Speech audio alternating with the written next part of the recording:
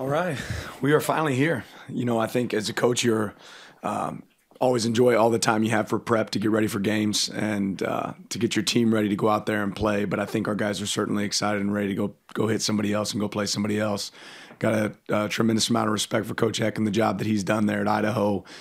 He's really made them a really solid team and obviously a playoff team this past year and done a good job of winning, and they have some good stuff schematically that creates challenges for you. Also really excited to see our fans on Saturday. They did an unbelievable job selling out the crowd. I think we'll have an awesome support, really, not just this game, but all the games here at Autzen this year, and we always relish the opportunity to go out there and play in front of our fans. So that being said, we can open it up. Lead off over on the right with Chris. Yeah, Dan, can you get into some just specifics about what Iowa does that, I don't want to say makes you wary, but what do you see from them? Well, Idaho. Yeah. What did I say? Iowa. I don't think we're playing them this week. Western guy here. Yeah. No, I mean, they've got some good skill players. They have some guys on their team that are from Oregon that I think it'll mean a lot to them to get the opportunity to play, here at Autzen. But ultimately, a lot of movements and shifts. I think those are always a challenge when you're playing teams like that. They have a great wideout in Dwyer that does a good job. They've done a good job of acquiring players. Certainly, they've lost a couple players in the portal, but they've done a good job of acquiring players that I think can create, matchups at times. And they just play. They play really hard. They're well coached. They have an identity. I think they're a team that can run the ball well, and obviously we're really explosive last year. On offense and do a good job of running the ball on defense. So they play good team football. Are sound in special teams. They do a lot of stuff well. On the left there.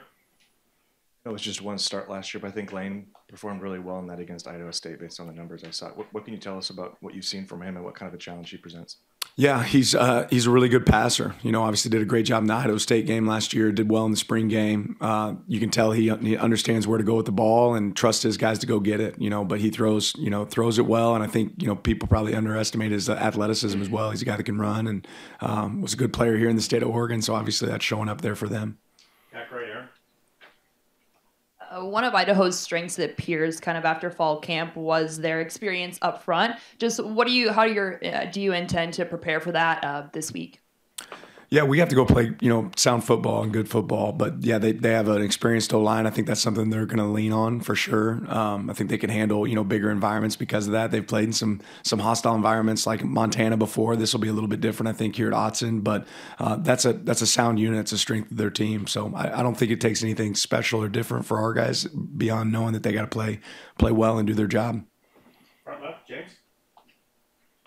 Who will be the starting center? Yeah, we'll see on Saturday. There's a lot of guys that I think can play winning football. So you guys want to know every single starter. For me, it's about how many guys can play, winning football for us. And you could see more than one guy in those situations. Let's go back here on the left. Has there been any separation between Austin and Dante in terms of the backups, and just maybe speak broadly what you saw from both of them? Yeah, I think both those guys had really good fall camps. Done a good job in the spring as well. And again, I think we have multiple quarterbacks that can play winning football for us. So they both understand our system. Both of those guys have gone over and helped us get looks from the look team as well, which that's the key is playing football, right? Going out there and having an opportunity to play, winning football. But both those guys, I think, can do that for us. All the way in the back, all the way in the back. Matt. Dan, in your first few years here, your teams really haven't overlooked any opponent. How do you get this year's team to do that? And because we've seen FCS teams give Power 5 teams really hard games. Yeah, I think trusting the process, right? We know that we want to set the bar for us. What's our bar? What's our standard? What do we want it to look like? And, being self-aware enough that you can go attack the things that you have to improve. And regardless of who you're playing, when you're playing, we always talk about our biggest opponent is Oregon, right? We have to go play or do the best to be the best version of Oregon that we can be. Next one, Brett. Coach, you've obviously had quite a few week ones in your career. What do you enjoy most as a head coach with the week one preparation and just getting things, ready for the season to begin? Yeah, just seeing what kind of team you have, right? And I think a lot of fall camp leads up to that. And like I said, as a coach, I always enjoy having the extra time to prepare and get ready. But as for our players, I'm sure they're excited to get to play somebody else. Back right, Aaron again. The transfer portal, like you, I think, mentioned, hit Idaho pretty hard. When you're preparing for a week one opponent that did have a lot of transfer portal out and transfer portals in. Just how do you attack the film of that, and how much do you look into the spring game, but also have to go back and look at multiple players that played on multiple teams last season? Yeah, we do a deep dive. I mean, we watch a lot of different film. They have a really dynamic returner that played at Weber State last year. That's been really good. I think he has 5 kickoff returns for touchdowns. So he's had a lot of success. But that's what you do. You go look at other opponents and where are other places that those guys have been and what their film looks like and how it adds up and matches up with your team. Front left, James. To follow up on the interior line, Dan, how much of this, for context purposes, is coming down to snaps between Charlie and Poncho versus a Charlie at center versus Nishad at guard conversation and dynamic?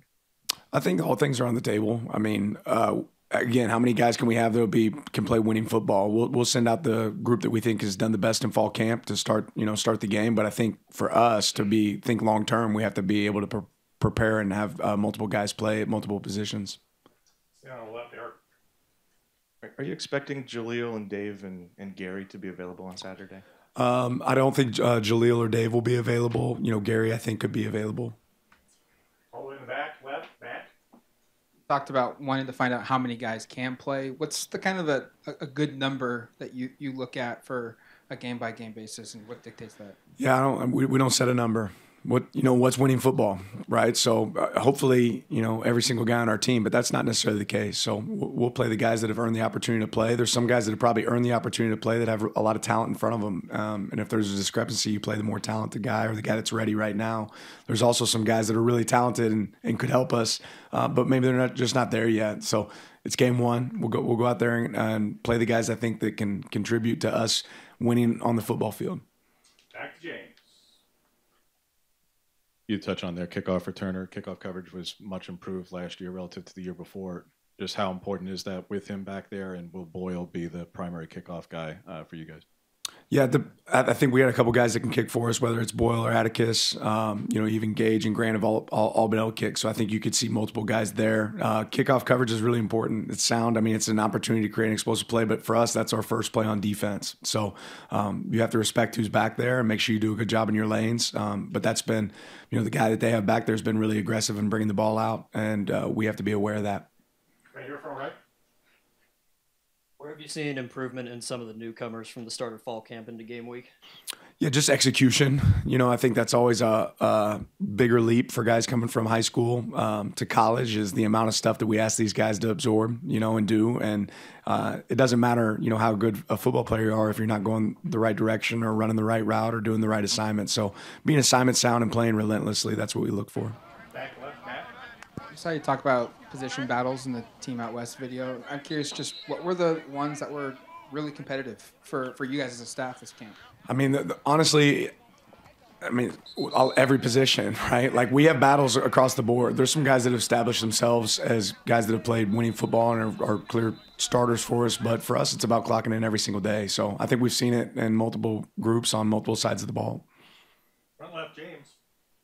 With the Big Ten having a universal policy regarding injury reports, Dan, just how do you envision going about that in terms of disseminating information during the course of the week on these nights, on the midweek, of just how you would prefer it so we're not running into any issues along the way before those Saturday reports come out? You mean from you guys? Yes. Yeah, just read it on Saturday. That's when you guys will get it. So if you see it on Saturday, you guys can use it from there. Back over here on the right, Chris. Yeah, I know it's been a week, but we haven't talked to you since. What were your thoughts on Bo being named the starter at Denver? Yeah, excited for Bo. You don't know when that's going to happen or come, and I know that's what Bo realizes. He just went to work. He's gone to work every single day, and now that he's been named that wasn't his goal. It wasn't to just become the starter. It's to play winning football. So I know Bo will be humble and continue to prepare the way he always has. But I think obviously Denver's a great fit for him, and they've done a good job of developing him as he's been there. Back left, Brett.